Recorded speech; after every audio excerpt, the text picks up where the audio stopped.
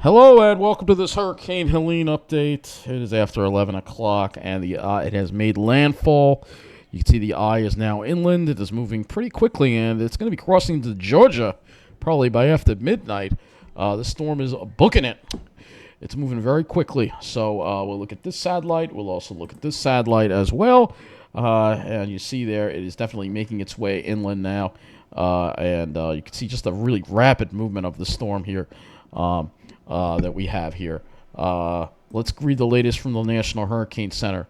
Hurricane Helene close to making landfall in the Florida Big Bend, accompanied by a catastrophic storm surge and life-threatening winds.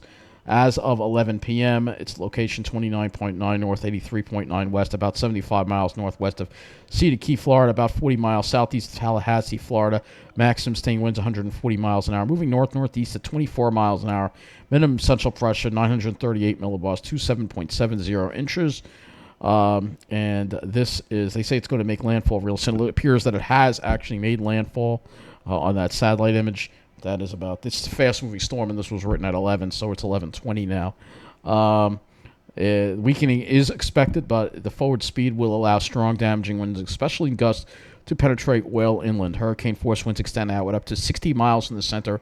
Tropical storm force winds extend out up to 310 miles from the center. A sustained wind of 64 miles an hour with a gust to 84 was reported recently at Cedar Key, Florida. A gust to 83 miles an hour was recently recorded at Steinhatchee, Florida. And the barometer, the air pressure very low, 27.70 inches, and a tide gauge located at Cedar Key recently reported a water level 7.33 feet above mean, above mean high water. So this is quite a storm surge that they are getting in this area. Let's look at some of these observations that are going on right now. Perry Foley Airport. They've had a east wind of 49, gusting to 76. Power has finally gone out there completely. We have, again, that wind gust up to 76 miles an hour. Doesn't show the peak wind gusts. Let's see if we can get that information here. They just had an east wind at 55, gusting to 99.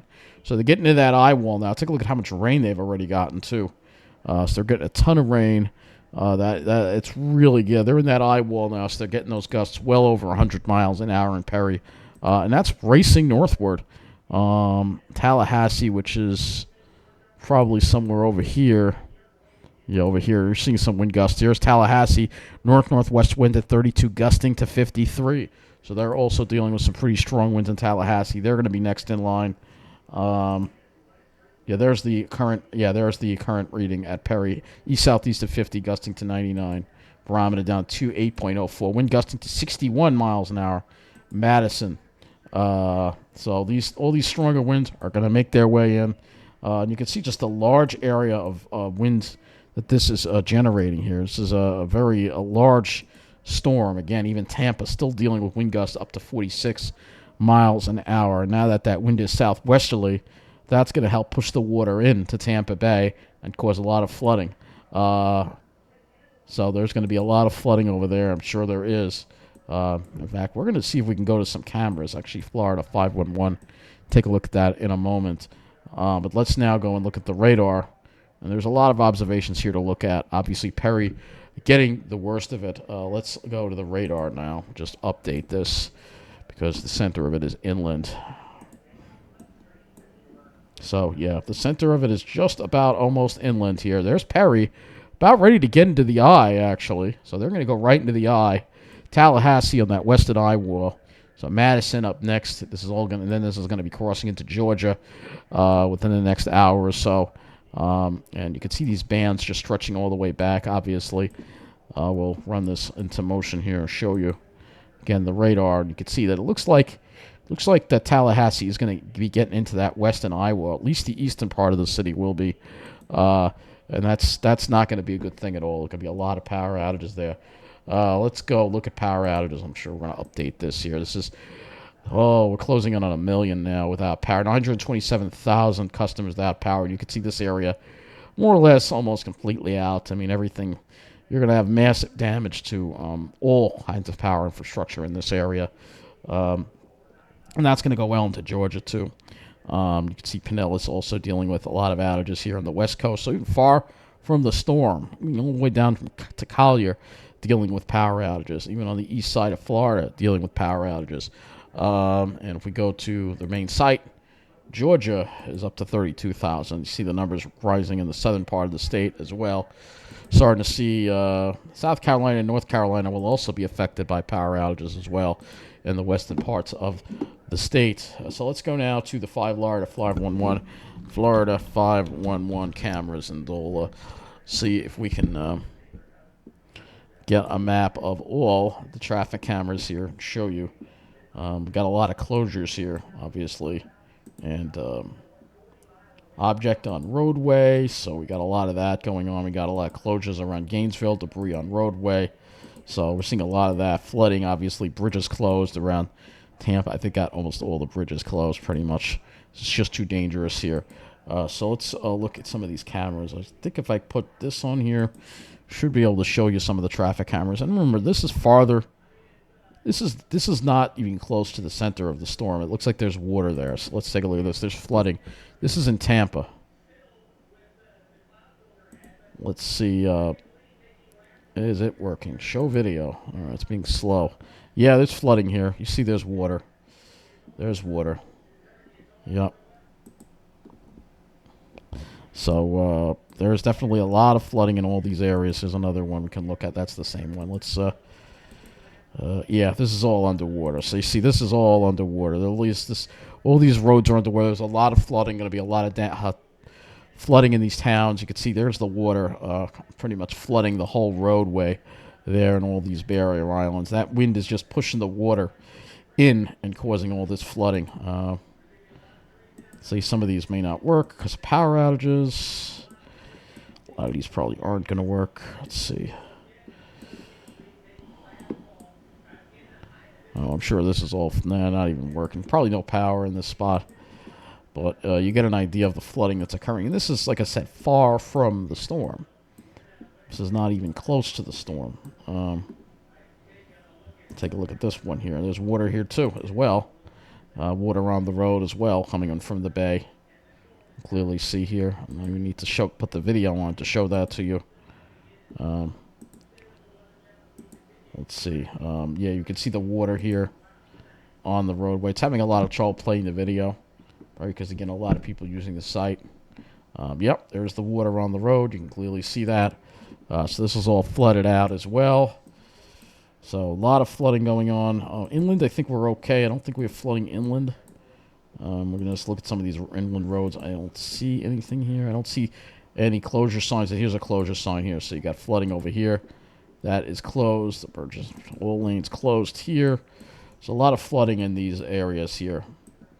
And they're just looking at Tampa here. This is not even the worst part of the area that's getting hit right now. But I just kind of wanted to show you what's going on here because there is a lot of... Yeah, here you go. This is what's going on in Tampa. So even in the city of Tampa, we actually have flooding. I can clearly see according to that picture. Well, yeah, look at that. That's all underwater as well. So this is going to be some of the worst flooding Tampa's seen, I think, so far. And the storm hasn't even hit. It's not even that close. It's like over 100 miles away. And look at the damage that it's causing. It's really incredible to see.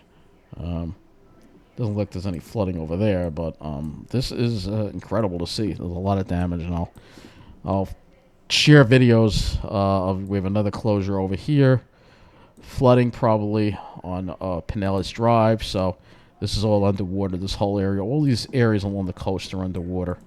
And then the closer we get to the storm, the worse it gets. Obviously, let's see if this. Yeah, that looks like there's water over there too. Yeah, I see. There's definitely water over there too as well. Yeah, there's water over there. I see water. Yep, there's water. Yeah, a little bit down there too as well. So over here, you see there's numerous closures over here. It's Cross City. Now, as you get closer to these areas may or may not have power. See if we can show you what's going on here closer to the center of the storm.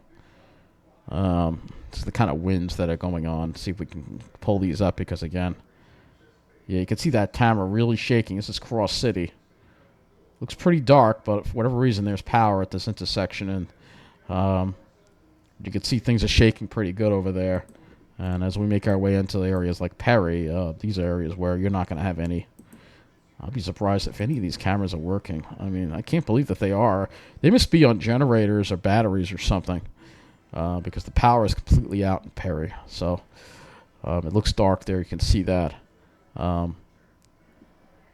that one actually may not. Yep. There's a car driving right by the. Yeah, I can't. It doesn't look too crazy. They're probably getting into the eye now. So things are quieting down now. It's getting worse off to the north of it. So as you go toward Tallahassee, they're going to start getting into some of this wind and rain, some of this heavy wind and rain that are going to be affecting Tallahassee. No flooding here, but there's going to be some pretty significant wind and rain in this area here. Camera really cannot see too well, but anyway, it's closing in this area, and then it's going to go into Georgia. So the storm is racing northward, and so there are a lot of problems across Florida right now. Again, here's your radar, your enhanced satellite. I can refresh this so you can get an updated image here, and you can see there it is. Finally, looks like it's inland. It looks like the eye is finally has made landfall there near the Big Bend area, just south of Perry. So again, your latest update from the Hurricane Center. It is 75 miles northwest of Cedar Key and 40 miles southeast of Tallahassee, Florida. Those numbers probably have changed since this was at 11 o'clock because the storm is moving very quickly north-northeast at 24 miles an hour. So that's going to wrap up this update on Hurricane Helene. Stay tuned for another one in about an hour.